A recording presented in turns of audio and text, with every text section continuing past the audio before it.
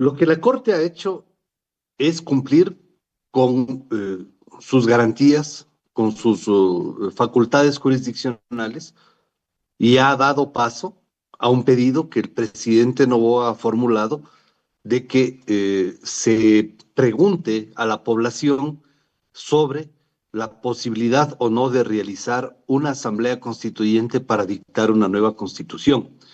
Por lo tanto, creo que el primer tema que hay que dejar en claro es que en el mes de noviembre no se elegirá la constituyente. Lo que se va a hacer es decidir si se va o no a realizar una constituyente.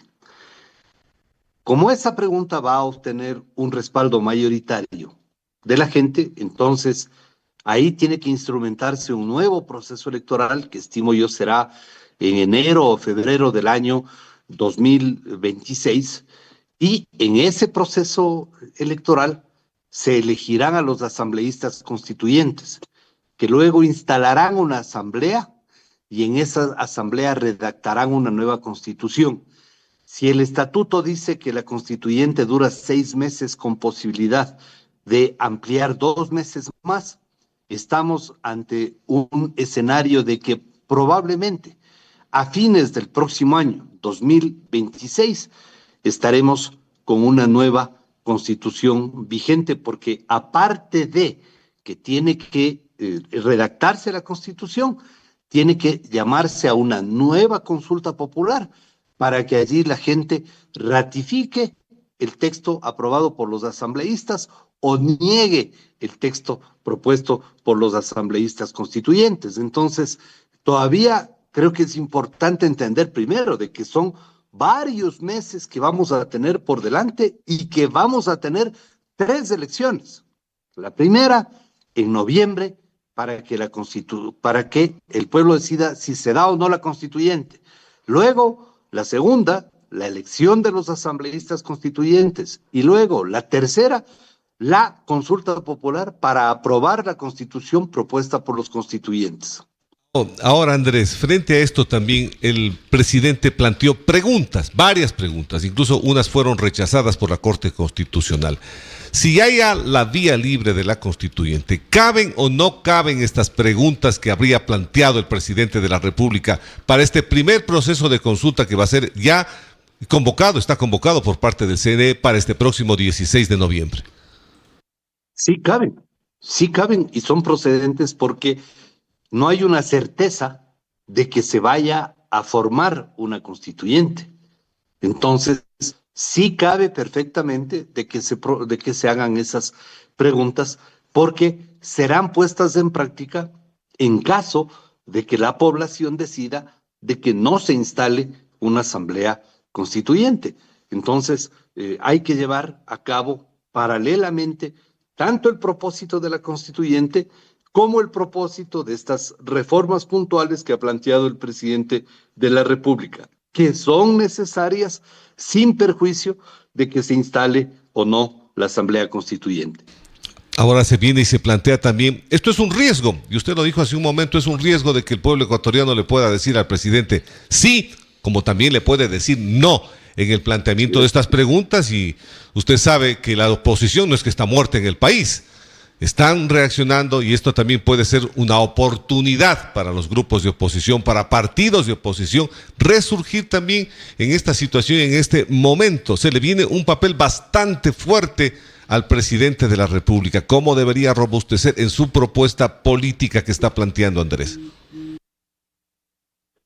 Es un desafío muy complejo para el presidente, porque en general las consultas populares son un referéndum sobre el pasado y un plebiscito sobre el futuro. Es decir, nunca una consulta popular prescinde de un componente político. La gente no solamente valora el tema puntual que le están preguntando, la gente también aprovecha la consulta popular para pronunciarse respecto del gobierno y decirle apruebo lo que está haciendo o repudio lo que está haciendo. Entonces, sí es desde el punto de vista político un escenario complejo porque yo sigo creyendo y creo que sería un error mirar por encima del hombro a los adversarios. Yo, como es obvio, he combatido desde el año 2007 al correísmo y mientras viva lo combatiré porque es una mafiosa secta criminal. Pero eso no significa que pueda yo tener la miopía de pensar que es una fuerza electoral que ha desaparecido. No es así. Es una fuerza electoral que tiene su presencia, que tiene sus adeptos y que tendrá una participación importante ahora en el proceso electoral que se viene, porque además de ellos aprovecharán esa coyuntura para rearticularse, considerando los severos golpes que sucesivamente ha recibido el líder máximo prófugo en Bélgica, no solamente de fuera de su movimiento, sino también de dentro de su movimiento. Entonces, sí es un desafío complejo el que tiene que enfrentar el presidente. Y la Corte Constitucional también le advierte al gobierno, Andrés, que la constituyente no es ni puede erigirse en un órgano de plenos poderes, lo que sí pasó en la constituyente del año 2008. ¿Esto cómo debemos entender los ecuatorianos? Qué curioso, ¿no? Porque el presidente de la Corte Constitucional era asesor del correísmo en la Asamblea Constituyente de Montecristi. No sé si usted sabía, Rubén, este particular. No lo conocía. Bueno, hoy voy a hacer una publicación demostrando este particular. El presidente de la Corte Constitucional actual era asesor no de la Asamblea Constituyente, era asesor del correísmo en la Asamblea Constituyente de Montecristi, que es diferente. Y entonces se inventaron los plenos poderes solo para hacer una cosa que no tiene precedentes en la historia contemporánea de América Latina, que es disolver el Congreso. Entonces, no fueron tales plenos poderes, Rubén. ¿Por qué? Porque plenos poderes era que la constituyente asumía la función legislativa, la ejecutiva y la judicial, pues. Estos son los plenos poderes, ¿no es cierto? Pero no. Plenos poderes para ellos fue simplemente tomarse la función legislativa y convertirse en Congreso y cerrar el Congreso. Disolvieron el Congreso. Eso es lo que hicieron.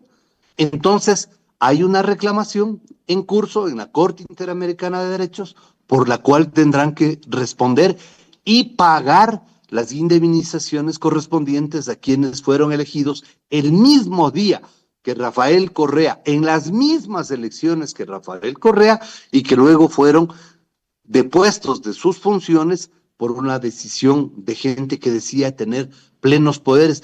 Tanto así, Rubén, que recordará usted que quisieron cambiar el escudo nacional. Recuerde usted que quisieron cambiar el cóndor del escudo nacional y poner un cuy. Eso es lo que dijeron. Recuerde usted que hubo algún idiota que quiso cambiar la bandera del Ecuador.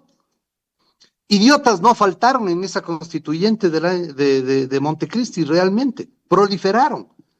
Y claro, prevalidos de esto de los plenos poderes. Lo curioso es que uno de los que impulsó esta tesis de los plenos poderes en el año 2007, ahora 18 años después, que es presidente de la Corte Constitucional, dice todo lo contrario.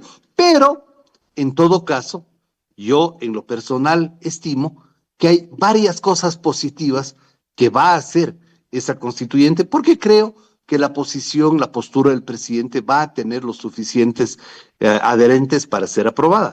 Y creo que esa constituyente va a tener la posibilidad de hacer una reestructuración de la parte institucional del país, que realmente es caótica. No podemos seguir con un consejo de participación. Eso tiene que cambiar, eso hay que eliminar.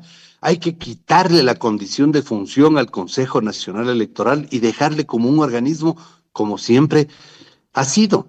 Hay que limitar las facultades de la Corte Constitucional y hacer que sea una corte de administración de Justicia Constitucional y evitar que sea una corte política, como ha sido en el último tiempo por las actuaciones de varios de sus jueces. Hay que lograr que se recupere la condición de suprema de la Corte de Justicia, porque la Corte de Justicia, que era suprema, dejó de ser tal y le pusieron como Corte Nacional y redujeron el número de jueces de 31 a 21 para poder controlar a esos jueces, y para que deje de ser suprema le dieron la condición de suprema a la Corte Constitucional sin decir que es la Corte Suprema, pero así consta implícitamente en la Constitución de Montecristi. Entonces, todos estos desvaríos hay que solucionar en la parte institucional y en la parte conceptual de los principios, en la parte dogmática de la Constitución. Lo primero que hay que hacer es erradicar el garantismo chavista. Esa es la primera cosa que tiene que hacer la constituyente el primer día.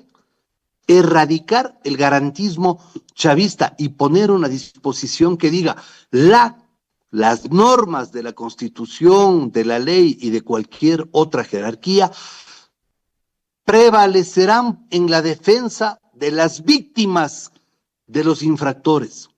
Sus derechos serán prevalecientes respecto de los derechos de los infractores. Con eso borramos el garantismo chavista y borramos 18 años de estupidez de las normas penales en el Ecuador, volcadas a proteger a los infractores y que dejan en la indefensión total a las víctimas del delito, del crimen y de toda esta guerra interna que desgraciadamente vivimos en el país.